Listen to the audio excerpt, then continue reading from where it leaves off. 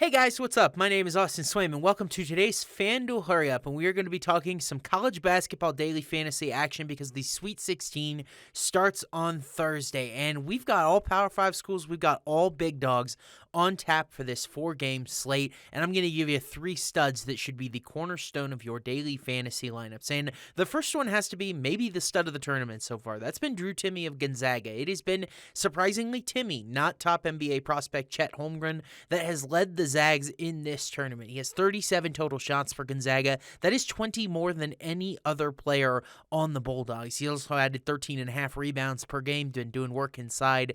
The Arkansas defense, no doubt about it, it is brutal. It is the strength of their team. They limited Teddy Allen of New Mexico State in round 2, but the one Aggie that did have success against them was their power forward, Johnny McCants. He had 16 points, 12 boards. Timme can very much post a similar stat line. This lineup does lack some size. They have Jalen Williams, Arkansas does. He can guard Chet Holmgren as a near 7-footer himself, but Drew Timme can take advantage of that power forward matchup as well. He's been one of the best players in the tournament, and I think at 9,000, he, not Holmgren, is definitely the priority from the Zags.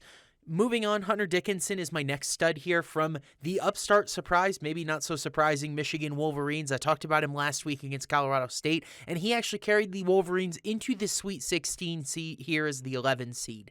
This is another good matchup for Dickinson, just like Colorado State was, where Villanova is a very good basketball team, but they could struggle with specifically his size. Nova's tallest starter is Eric Dixon. He's 6'8", very similar to what we saw with the Rams. Dickinson in this tournament's averaging 24 points, 8.5 boards per game, and then 2.5 blocks per game as well. He had 5 actually against Colorado State. Villanova is just 30th in defensive efficiency. That is actually not very high amongst the teams remaining. It's actually second best on this slate as far as a matchup to target besides Duke. Texas Tech has a much more balanced offensive approach, but Dickinson is the guy for Michigan. He is the big man. He can do it with points, boards, can absolutely contribute on the defensive end as well.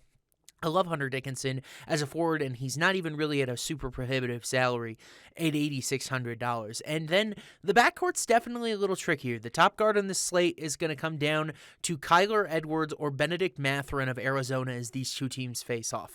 I prefer the Edwards side here at $7,500. He is absolutely pounding minutes for the Cougars right now, at least 37 minutes in both tournament games.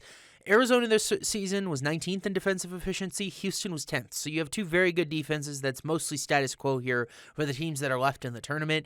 Edwards has scored at least 31 FanDuel points in 5 of his last 6 games. You're going to get a full effort. You're going to get a ton of minutes out of Edwards that'll help lead to both his floor and his ceiling. Mathurin's just been less consistent. He was definitely the hero that saved Arizona against TCU, but he has 20 or fewer FanDuel points in 3 of his last 5 games. I prefer the floor with Edwards, especially if you're in cash games. This is a super high-profile matchup of guards. You can definitely fit one of these guys in, but I will rock with Kelvin Sampson and the Cougars, not only to pull the upset over Arizona, but their top backcourt option as well.